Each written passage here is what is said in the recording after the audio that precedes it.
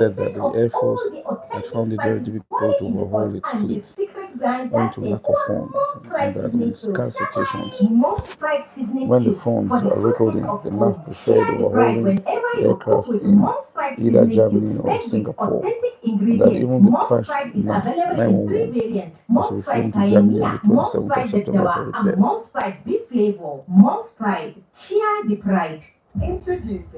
Although the NAF's image makers tried to whitewash the whole episode, the Nigerian Air Force was in a mess. It was poorly funded and was neck deep in debt. A German company representative in Nigeria at the time, Smokey,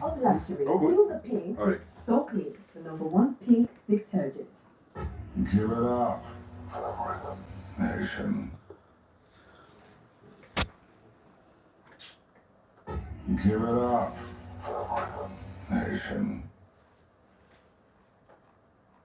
Leadership, politics, power. Discover what it all means. It's a class on history, a guide to today. From national debates to global diplomacy. This is Attitudes in Perspective with Nbum Ferdinand. On Rhythm 93.7 Jaws. Morning clarity Monday through Wednesday, 9 a.m. Put in the news in context. Leadership, politics, power. Discover what it all means. It's a class on history, a guide to today. From national debates to global diplomacy. This is Attitudes in Perspective with Nbum Ferdinand. On Rhythm 93.7 Jaws. Morning clarity Monday through Wednesday, 9 a.m. Put in the news in context.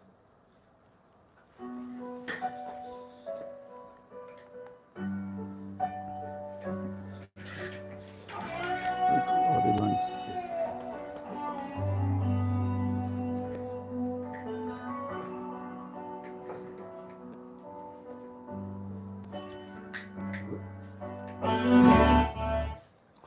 Yeah, good morning and welcome again. This is Issues in Perspective on Reading 93.7 FM in Jos.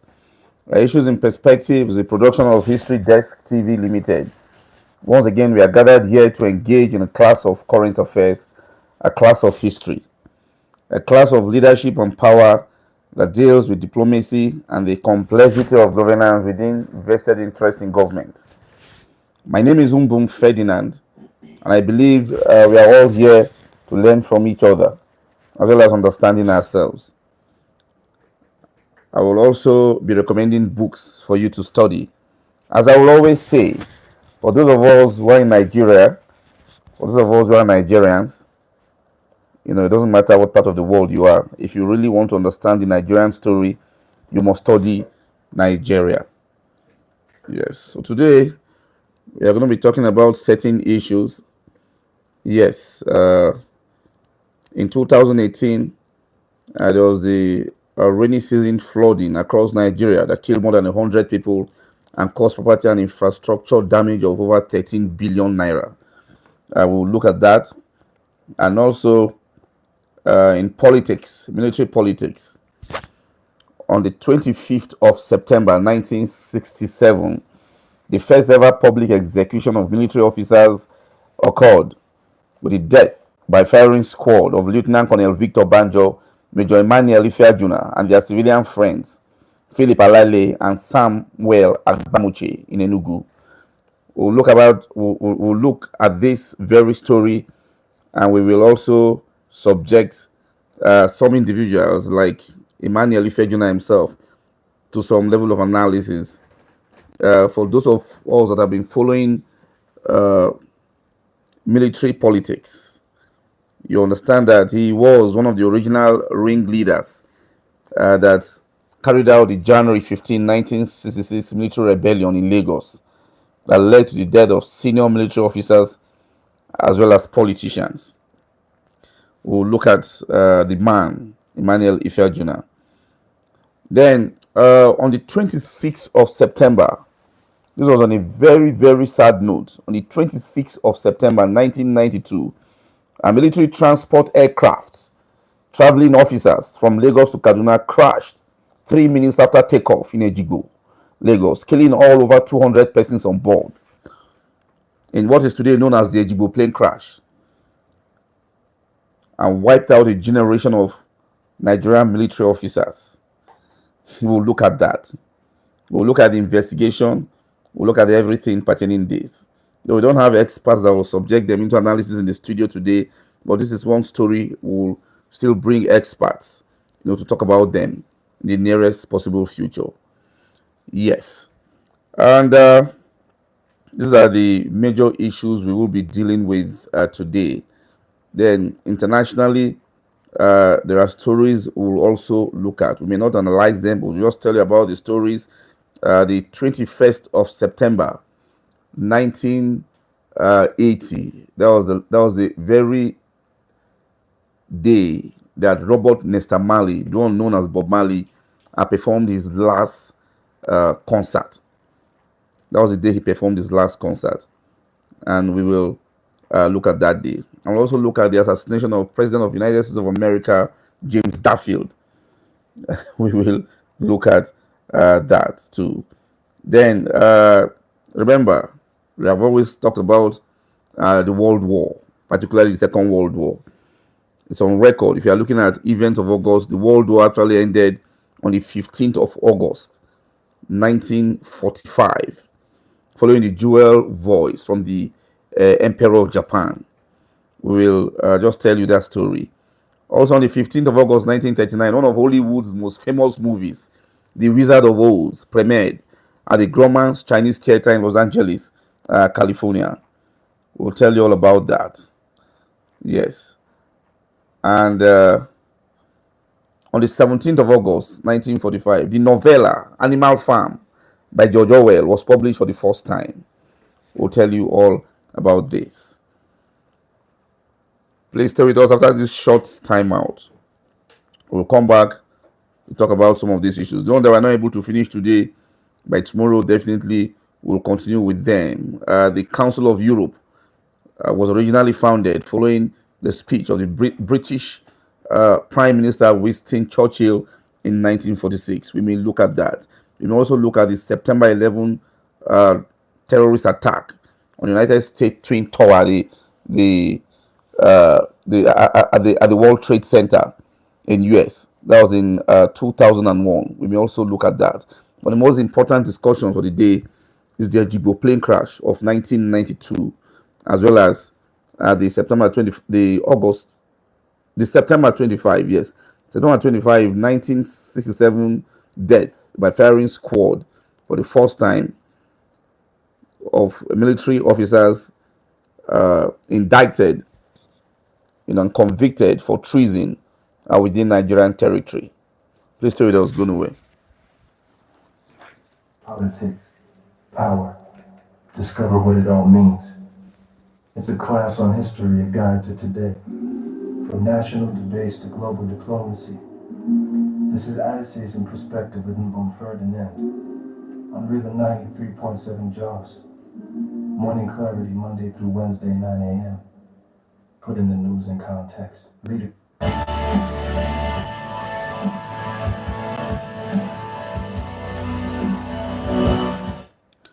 Yeah, welcome back. If you're just joining us, it's Issues in Perspective, and we are here to do business together, to let us know about the past, and let us try our current affairs status and look at how far we can go. Yesterday, someone requested that we should talk about the Berlin Conference. Yes, that we should talk about the Berlin Conference and the Industrial Revolution in Europe. We'll come to that, but not yet. But for now, let's quickly reel out some of the stories we have for you internationally before we come back to talk about what is happening at home. We are going to first look at the 11th of September in 2001, where the United States of America was attacked by Islamic fundamentalists following a series of 4 coordinated terrorist attacks by the Islamic terrorist group Al-Qaeda. The attacks killed 2,996 people and injured over 6,000 others, causing at least $10 billion in infrastructure and property damage. Additional people died of 9/11 related cancer and respiratory diseases in the months and years following the attacks. The attack started when four passenger airliners operated by two major U.S. passenger air carriers, the United Airlines and the American Airlines, all of which departed from airports in the northeastern part of the United States bound for California, were hijacked by 19 Al-Qaeda terrorists. Two of the planes, American Airlines Flight 11 and United Airlines Flight 175, were crashed into the north and south towers, respectively, of the World Trade Center complex in Lower Manhattan. Within an hour and 42 minutes, both 110-story towers collapsed. Debris of the resulting fires caused partial or complete collapse of all other buildings in the World Trade Center complex, including the 47-story 7 World Trade Center tower, as well as significant damage to 10 other large surrounding structures. A third plane, American Airlines Flight 777, was crashed into the Pentagon, which is the headquarters of the United States Department of Defense in Arlington County, Virginia, which led to a partial collapse of the building's west side. The fourth plane, United Airlines Flight 93, was initially flown toward Washington, D.C., but crashed into a field in Stony Creek Township near Shanksville, Pennsylvania, after its passengers thwarted the hijackers. 9/11 is the single deadliest incident for firefighters and law enforcement officers in the history of the United States of America, with 343 and 72 killed respectively. Suspicions quickly fell on Al-Qaeda. The United States responded by launching the war on terror and invaded Afghanistan to depose the Taliban, which had failed to comply with the U.S. demands to extradite Osama bin Laden and expel Al-Qaeda from Afghanistan.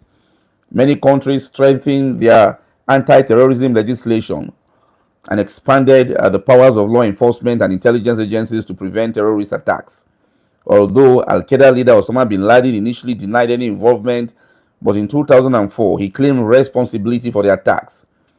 Al-Qaeda and bin Laden cited U.S. support of Israel, the presence of U.S. troops in Saudi Arabia, and sanctions against Iraq as motives. After evading capture for almost a decade, Osama bin Laden was located and killed in Pakistan by SEAL Team 6 of the U.S. Navy in May of 2001. Quickly, let's leave there and let's talk about President Garfield.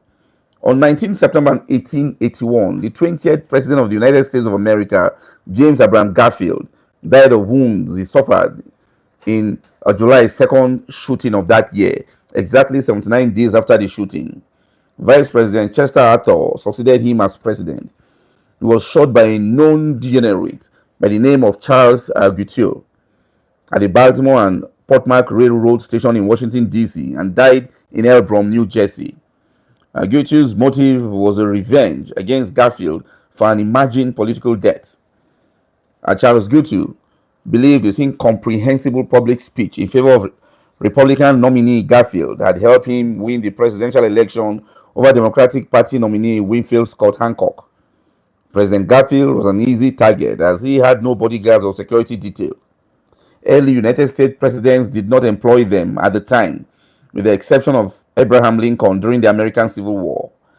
Gutierrez went on trial in November of that year and received ample media attention during his trial for his bizarre behavior, including constantly insulting his defense team, formatting his testimony in epic poems, which he recited at length, and soliciting legal advice from random spectators in the audience via pass notes. His defense team claimed he was insane and shouldn't be tried. Gutierrez's trial was one of the first high-profile cases in the United States where the insanity defense was considered. Gutierrez was actively making plans to start a lecture tour after his release and to run for president himself in 1884. You can't beat that. At the same time, he was delighted in the media circus that surrounded his trial. He was dismayed when the jury was unconvinced of his divine inspiration theory and his defense plea of insanity, convicting him of the murder.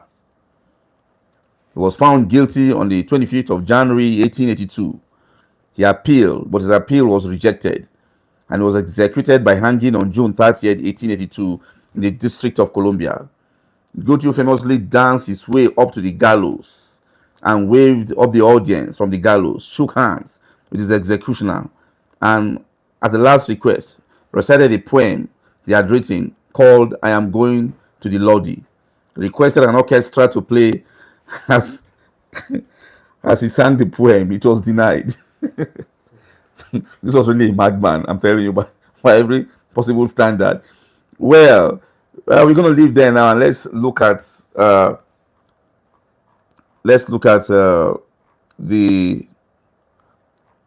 World War. Yes, on 15th August 1945, the deadliest world conflict, the Second World War, came to an end following the dual voice broadcast by Japanese Emperor Hirohito Showa, announcing the formal surrender of the Empire of Japan to Allied nations, and Korea also gained independence from the Empire of Japan same day.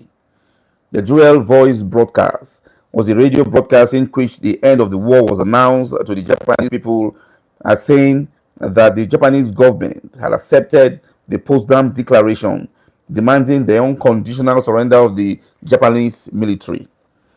This speech was broadcast at noon Japan Standard Time on August 15, 1945. The speech was probably the first time that an emperor of Japan had spoken to the common people. World War II was a war that spanned from 1939 to 1945.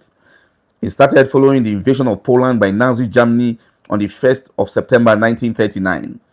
More than 130 million people from over 30 nations participated in the war. During World War II, most of the nations of the world were divided between two different military alliances, known as the Axis and the Allies. One of the things that stands out most about this war is the number of casualties. Millions of civilians and members of the military were killed in this war, because it's the deadliest global conflict in human history. An exact count of the number of casualties is unavailable, but it is estimated that between 100 million and 120 million people died as a result of World War II. To put this in perspective, this was roughly 3% of the total population of 2.3 billion measured across the world in 1940. Of the total number of deaths in World War II, approximately 85% were on the Allied side and 15% were on the Axis side, with many of these deaths caused by war crimes committed by German and Japanese forces in occupied territories. Among the over 100 million deaths, China suffered the biggest casualty rate, as over 35 million Chinese were said to have died in the war due to their support for the Allied nations, with about 25 million of the victims being civilians, mostly women and children. And about 20 million Russians also died as a result of World War II. That means over the 100 million people that died, two nations had more than half of the casualties, China and Russia. Japan were allies with Germany and Italy in the war and made a costly error of judgment on December 7, 1941, by carrying out an unprovoked attack on United States naval base at Pearl Harbor, Hawaii, killing 2,403 U.S. servicemen and injuring 1,178 others. The callous action by the Empire of Japan forced the United States of America into World War II, because the next day, on December 8, 1941, United States President Franklin Delano Roosevelt, in togetherness with Joint Congress, declared war on the Empire of Japan. On the 6th and 9th of August 1945, United States Air Force carried out a nuclear attack on Japan, following the dropping of atomic bombs on the Japanese cities of Hiroshima and Nagasaki, resulting in the death of 160,000 persons instantly and property and infrastructure damage of over $150 billion in today's worth. Japan had no option whatsoever than to surrender to forestall further atomic attacks from the US. Italy and Germany had already surrendered several weeks earlier. Then, as one of the fallout of the war, on the 19th of September 1946, the Council of Europe was originally founded following a speech by British Prime Minister, by British Prime Minister Winston Churchill. The Council of Europe is an international is an international organization whose stated aim is to uphold human rights, democracy, and the rule of law in Europe. Founded officially in 1949, it was it has 47 member states, covers approximately 820 million people, and operates with an annual budget of approximately 500 million euros. The organization is distinct from the 28 nation European Union, although it is sometimes confused with it, partly because the EU has adopted the original European flag, which was created by the Council of Europe in 1955, as well as the European anthem. No country has ever joined the EU without first belonging to the Council of Europe. The Council of Europe is an official United Nations observer. Unlike the EU, the Council of Europe cannot make binding laws, but it does have the power to enforce select international agreements reached by European states on various topics. Well, let's leave there and going on lighter moods. Yes. On the 17th of August 1945, the novella The Animal Farm by George Orwell was first published. It was published for the first time. Animal Farm is an allegorical novella. The book tells the story of a group of farm animals who rebel against their human farmer, hoping to create a society where the animals can be equal, free, and happy. Ultimately, however, the rebellion is betrayed and the farm ends up in a state as bad as it was before, under the dictatorship of a pig named Napoleon. According to Orwell, the fable reflects events leading up to the Russian Revolution of 1917 and then on into the Stalinist era of the Soviet Union. Orwell, a democratic socialist, was a critic of Joseph Stalin and hostile to Moscow-directed Stalinism, an attitude that was critically shaped by his experience during the Spanish Civil War. The Soviet Union had become a brutal dictatorship built upon a cult of personality and enforced by a reign of terror. In a letter to Yvonne David, Orwell described Animal Farm as a satirical tale against Stalin, and his essay, Why I Write, which was published in 1946, wrote that Animal Farm was the first book in which he tried with full consciousness of what he was doing to fuse political purpose and artistic purpose into one whole. The original title was Animal Farm, a fairy story, but US publishers dropped the subtitle when it was published in 1946, and only one of the translations during Orwell's lifetime kept it. Other titular variations include subtitles like a satire and a contemporary satire. Orwell suggested the title Wartime Alliance with the Soviet Union against Nazi Germany, and the British intelligentsia held Stalin in high esteem, a phenomenon Orwell hated. For those of us who studied literature in secondary school, remember Animal Farm, the book. You always remember Comrade Snowball, Comrade Napoleon.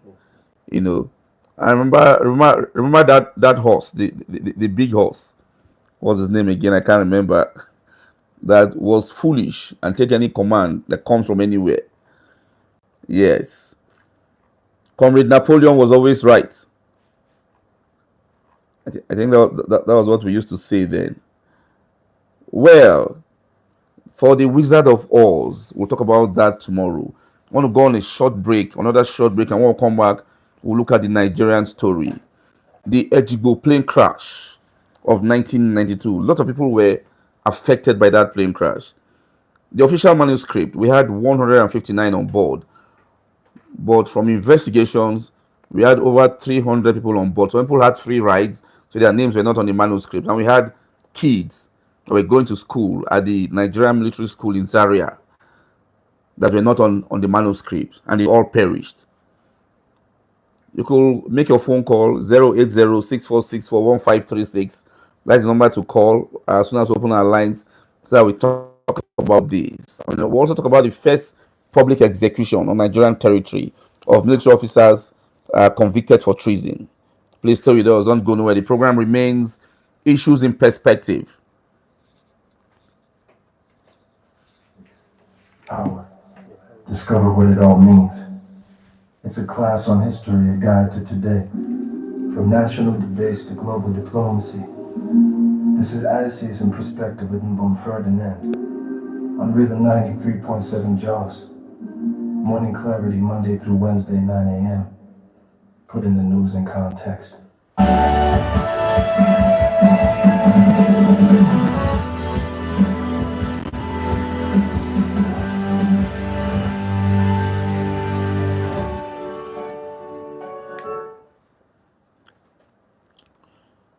Welcome back.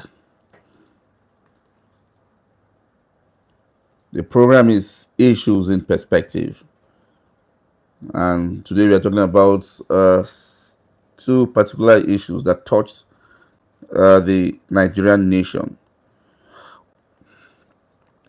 And I'm going to start with the Ejigbo plane crash first, before going back to talk about the September 25, 1967 death by firing squad of Emmanuel Ifejuna, Colonel Victor Banjo, and their Nigerian friends, their civilian friends, Philip Alele and Samuel Agbamuche, in Enugu by firing squad.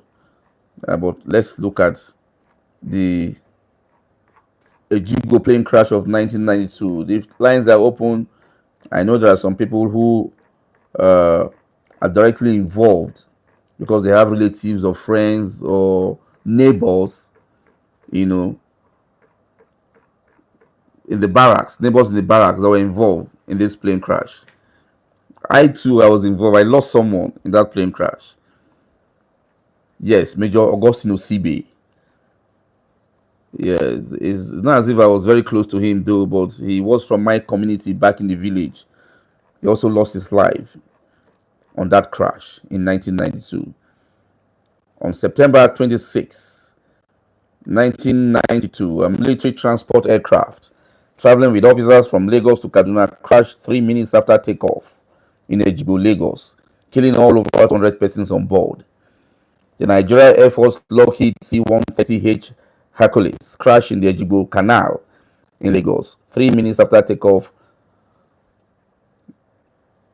All 158 army officers on board were killed, including 8 foreign nationals.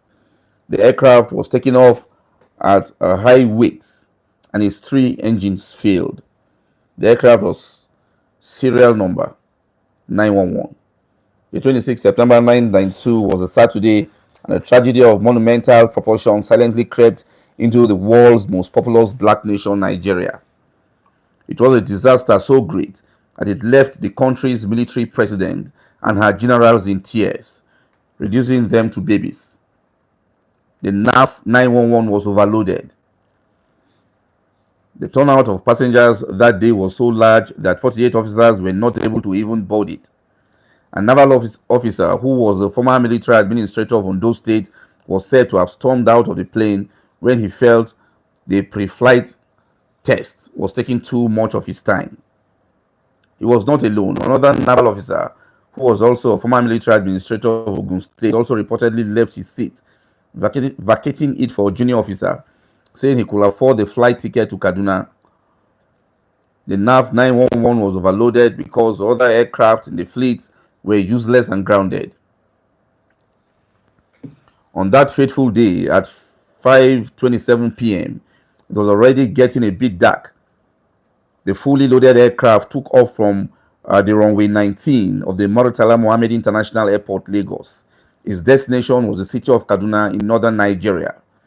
However, just few minutes after takeoff, the pilots discovered that something had gone terribly wrong.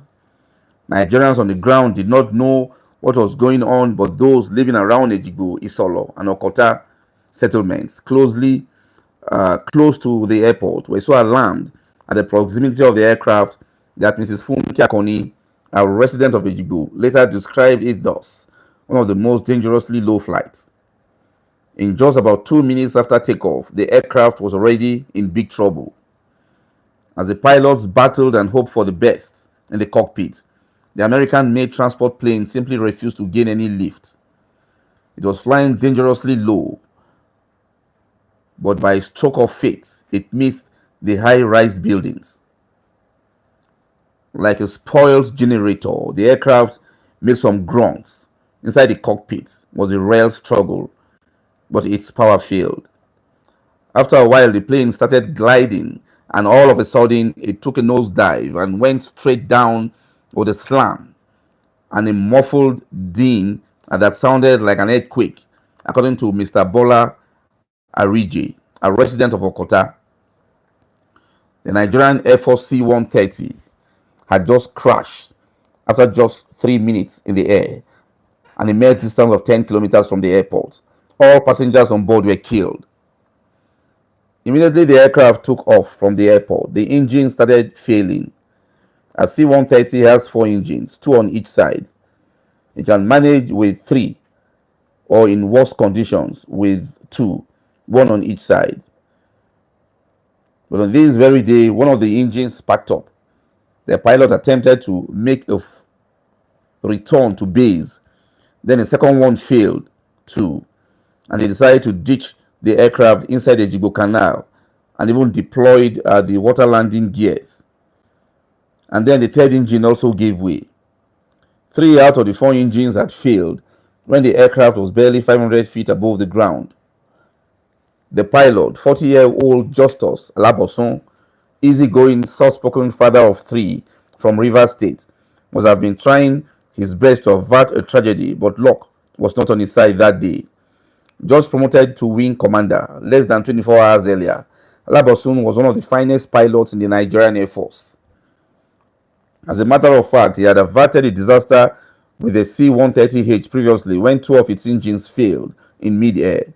Everyone was so impressed with his heroic feat that he received multiple accolades and even a guarantee of employment in the future from the manufacturers of the plane, Lockheed Corporation of Georgia in the United States, now known as Lockheed Martin. So, on that very day, Wing Commander Labosun and his co-pilot, Wing Commander A.S. Mamadi, fondly called Mami by his colleagues, tried all the tricks in the piloting book to prevent another disaster, but it was not to be. The duo even tried to jettison the fuel so as to return to base, all to no avail. 3 engines had failed, and there was nothing that they could do, and it happened so fast that in less than 200 seconds, the aircraft was lying in a tropical mangrove swamp after it narrowly missed a creek, nestled among raffia palms. The 32-meter craft was submerged in a deep swamp not too far from the Lagos State low-cost housing estate, Ejibo, to the Festac town located down south. Interestingly enough, Alabosun and Mamadi were co-opted into flying the officers back to Jaji after another pilot refused to have anything to do with the aircraft again in his life. The Eagle had crashed, and with it came crashing the dreams of a whole generation of officers, some of the very best in African military. Trapped in the aircraft were several majors who were full of dreams and ambitions that in about 9 months, stars will be added to their Eagle, and they will become the newest lieutenant colonels in town. Since the aircraft was overcrowded, many did not have their seatbelt on, and luggage all over was not properly clamped down to anything. They were not alone.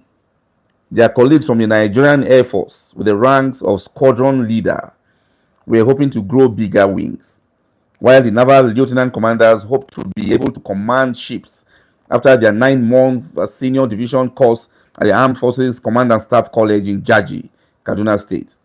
After all, that was the sole purpose of their travel, not knowing they were going to be consumed by a rotting system where dreams are quashed even before they germinate. Swallowed in the belly of the C-130 were not just the military boys and girls, but young students of the Nigerian Military School, NMS in Zaria, alongside civilians, relations, and friends of military officers, some of whom either were accompanying their proud wards to Kaduna or those who just joined for a casual lift. We were even told that students of the Nigerian Air Force Military School in Jos were part of the plane who lost their lives. But my later investigation, I discovered that no student from the Nigerian Military School in Jos was on that plane. But several students from this very institution, the Nigerian Military School, lost their parents on the flight. All in all, the figure of the passengers was estimated to be 200. The C-130 was clearly overloaded, although the government maintained an official figure of 159. But witnesses at the airport said over 300 people were on board.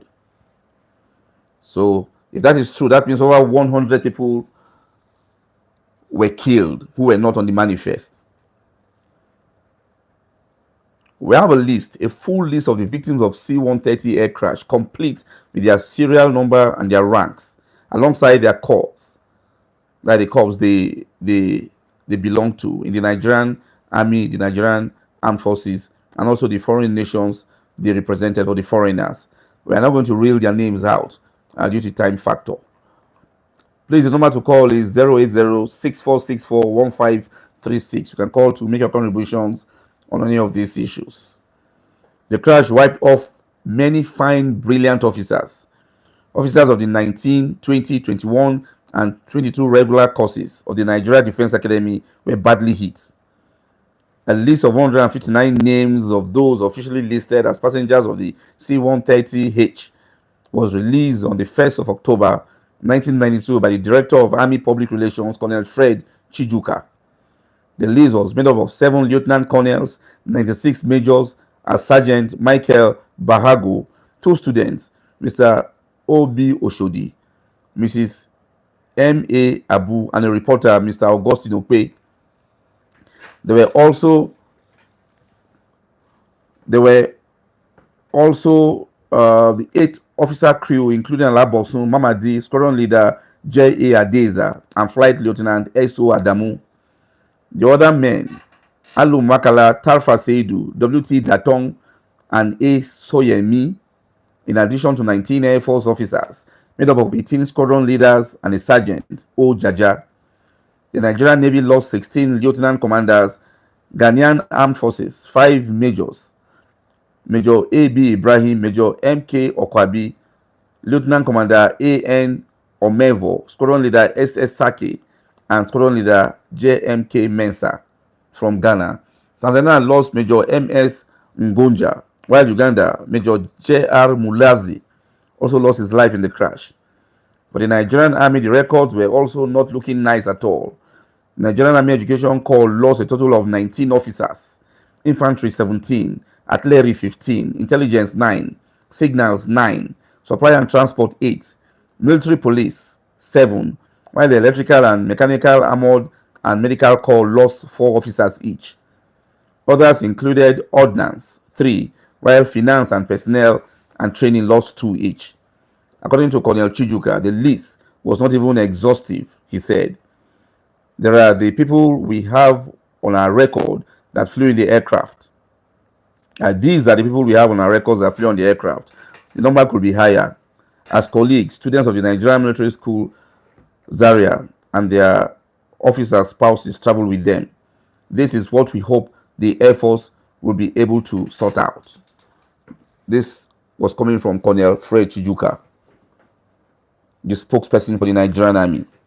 Unconfirmed sources at Jaji that time put the death toll between 200 and 300, saying that included many officers recently transferred from Jaji, Zaria, or Kaduna, but who still had to go back to collect their salaries, as payment in their new areas have not been formalized. Many other civilians who regularly enjoyed free rides with their military friends were also believed to have been trapped in the disaster.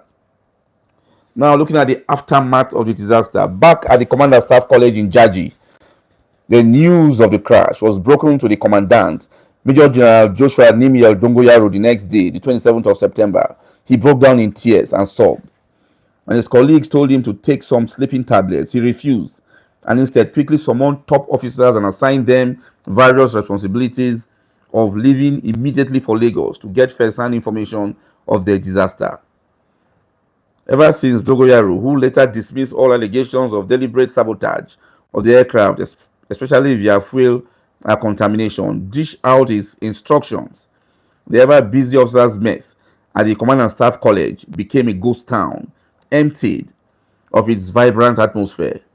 The Danjuma Hall was as quiet as a cemetery, while the 150 cars purchased for the dead officers from the 500 million naira loan given to military officers simply waited for owners who would never return. It was a very dark day for all in Jaji. On Monday, the 28th of September, the women whose husbands were on course at Jaji besieged the school. Many of them who learned that their husbands were still in Lagos broke down into uncontrollable tears. The officers struggled to calm them. Calm down, your husbands are alive. We have not confirmed who was in the plane. They were only in Lagos. But the more the officers tried to calm them, the louder the wailings grew. Now, looking at the rescue operations and its challenges, this is probably the most heartbreaking chapter of this story. The tardiness with which the rescue attempts were handled was most irritating. The top military commanders who were supposed to coordinate the whole rescue effort did not even know anything had gone wrong until hours later. They were busy whining and dining at the Ikeja cantonment, celebrating the end of the annual Nigerian Army squash tournament, attended by the commander of the Lagos garrison and the Air Force base commander. As the top-ranking officers were having a nice time with their merriment, an entire generation of their colleagues was trapped a few miles away. A C-130H is a very large aircraft, about 10 times stronger than a conventional passenger plane, and it crashed at around 5:29 p.m. when it was already starting to get dark. Group Captain John Ojikutu, the airport commandant, it was impossible to reach the aircraft by land immediately.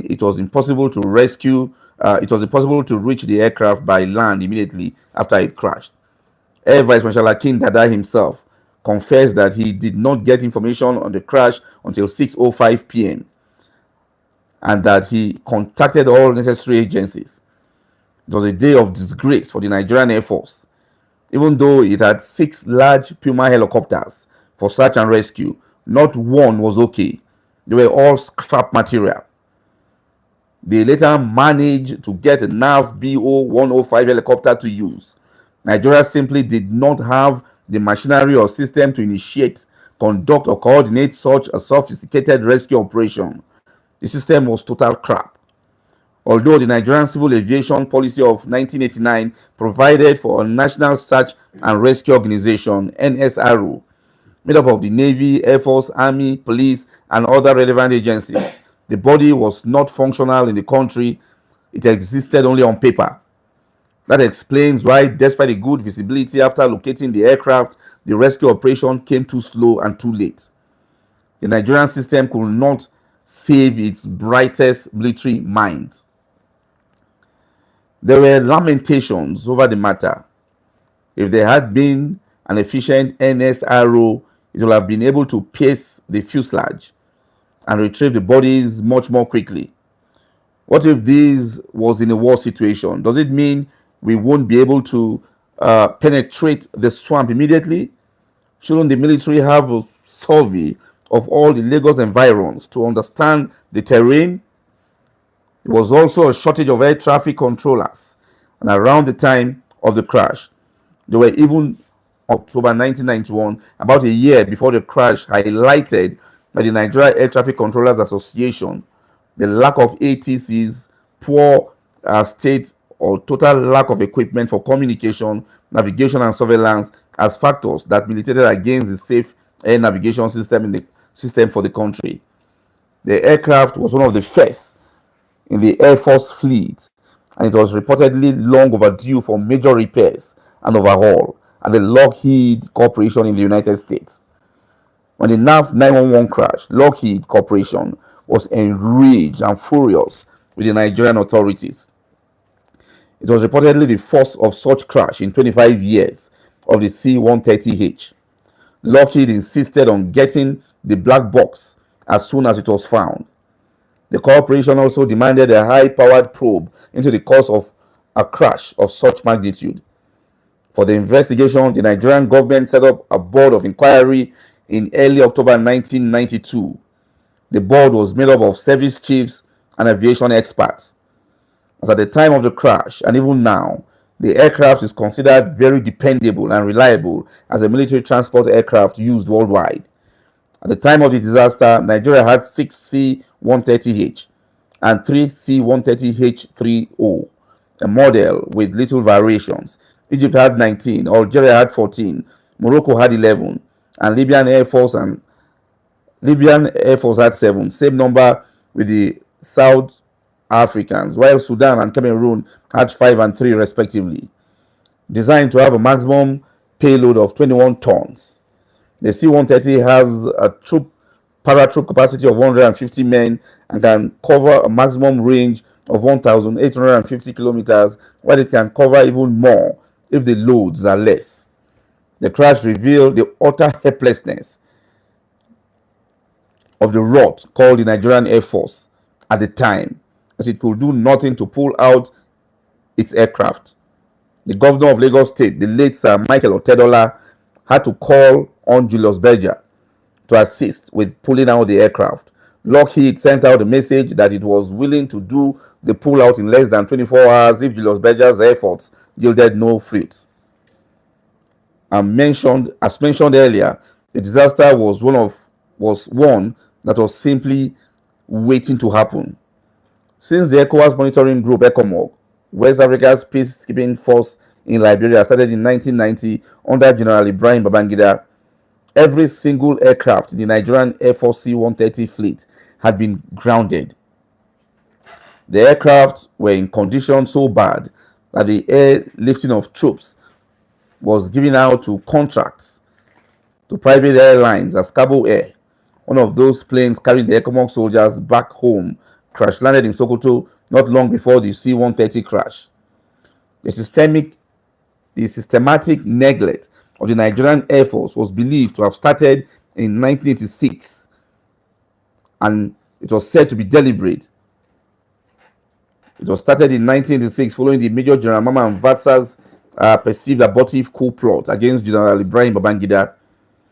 By the time Air Marshal Nuremi Yusuf retired, became the Chief of Air Staff, maintenance of aircraft or the NAF was virtually zero. Yusuf's time as the Chief of Air Staff is considered by some analysts to be the worst period in the history of the Nigerian Air Force as far as aircraft maintenance is concerned. But if Yusuf's reign as the Chief of Air Staff was a horrible one for the Nigerian Air Force, others believe that it should not have been the same under his predecessor, Air Vice Marshal Akin Dada, under whom the disaster was recorded. AVM Dada himself, alongside all the other cast before him, had flown the NAF 911. Dada was in fact the commander of the Air Transport Group and later the Air Officer Commanding of the Tactical Air Command in Makudi, Benue State.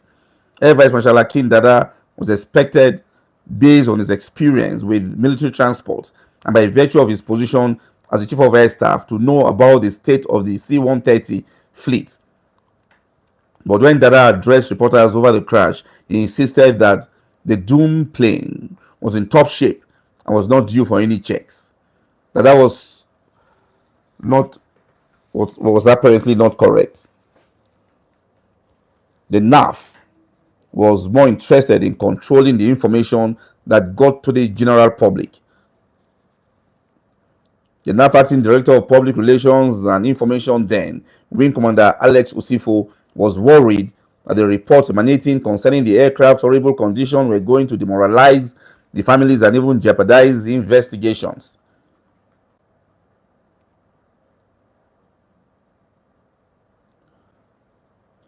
Although the NAF's image makers tried to whitewash the whole thing, the Nigerian Air Force was in a mess. It was poorly funded and was neck deep in debt. A German company representative in Nigeria at the time of the disaster said the Nigerian government was owing them an outstanding sum of 500 million Dutch mark, that's about 6.6 billion naira, with the Nigerian armed forces alone, and that the NAF carried the bulk of that debt. Omogui had said the crash investigation. When the NAF 911 crashed, an investigating panel was reportedly set up under Rear Admiral Elegbede. To this day, 10 years later, As a matter of fact, from that time to now is about how many years? It's about 30 something years now. Nothing has really come out. The report has not been formally released to the public. In contrast, in November 25, 1996, the U.S. Air Force publicly released the accident investigation report on the fatal crash of 17 August 1996 of a C-130 Hercules near Jacksonville in the U.S. But for our own, nothing has been made public to date. Well, we don't have a lot of time. The number to call 08064641536. You can still make your contribution on this matter. It's an issue that really bordered on safety precautions on air. And a lot of officers, over 200 Army officers, were killed on the 26th of September 1992 in Ejigbo, following a situation that many will say was our own fault, that we created the problems ourselves.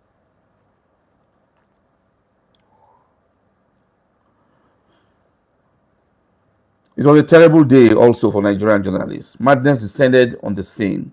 The arrival of our minister, chairman, joint chief of staff, and chief of defense, General Sani Abacha, who visited the scene the same day. The chief of air staff, Air Vice Marshal Akin Dada, and his counterparts from the Navy, Rear Admiral Preston Omasola, were also there. Abacha gave a nonsensical order that journalists be barred from the scene.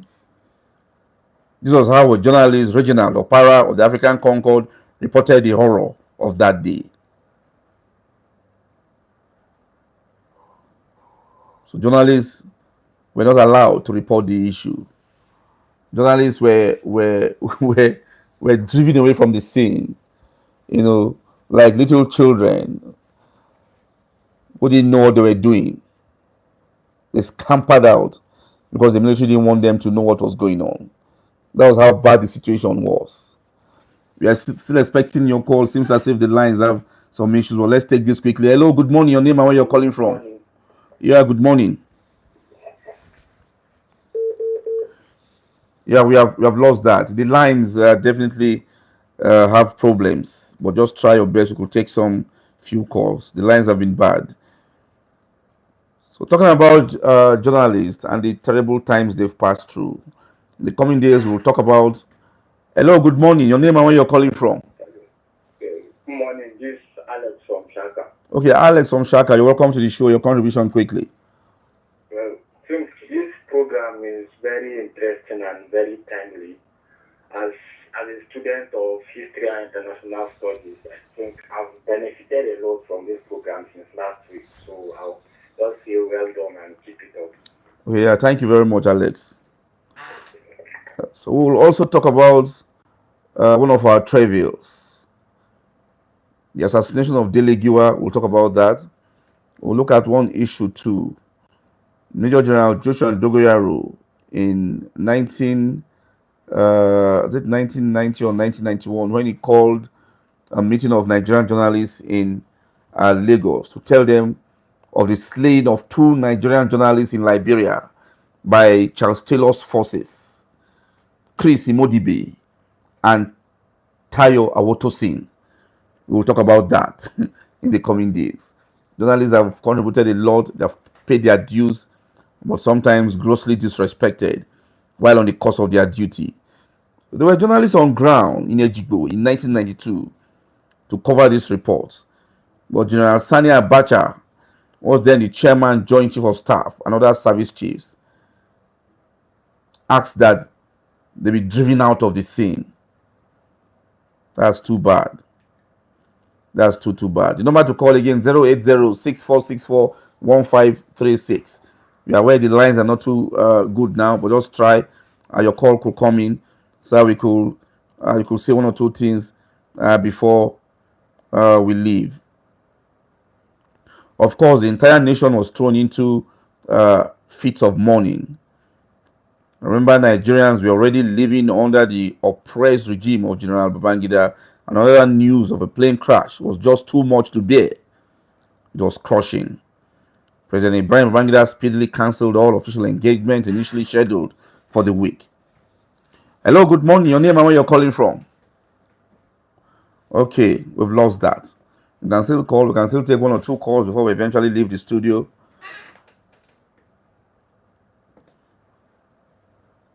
So it's just unfortunate. I am sad. A whole generation of officers are gone. This comment was coming from General Babangida himself, was then the head of state. And was then the military head of state.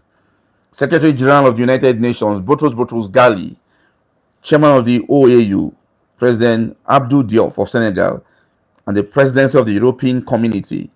Countries such as Egypt, Russia, Japan, Canada, Israel, Yugoslavia, Tanzania, Guinea, Pakistan, Central African Republic, Chad, Saudi Arabia, and Sudan also send their condolences and mourn with Nigeria. More messages to condole Nigeria were also received from ECOWAS, the International Civil Aviation Organization, ICE aviation accident in Nigeria, and apparently the third worst worldwide. The number to call, if you can still call, we can just take one call, if you can still make it. The lines are not really friendly. 08064641536. Well, if you can't take that, we've taken most of our time today on this C-130 story. So by tomorrow, we'll talk about Emmanuel Ifiajuna and the execution of himself and his friends. All of them executed on the 25th of September 1967 for coup plotting within Biafra. Lieutenant Colonel Emmanuel Arinze Ifiajuna, Colonel Victor Banjo, Philip Alele, that's their civilian friends, Philip Alele and Samuel Agbamuche. We'll talk about them tomorrow. I'll tell you about the life and times of Ifiajuna and how he led a coup within the Nigerian nation. Another coming back to join Biafra. He led another coup within Biafra, which led to his execution. We'll talk about that. Yes, today we are done and the show is over for today. Join us same time, 9 a.m. tomorrow morning for another interesting edition of this show. It's Issues in Perspective. And on behalf of my entire production team, led by Ayuba Adams, I am Nbum Ferdinand signing out. The program has been a production of History Desk TV Limited and open to sponsors. We are out. Politics, power, discover what it all means. It's a class on history, a guide to today. For national God, diplomacy, thank you. The network this is not good. Honestly. Mm. You know, before I think we have like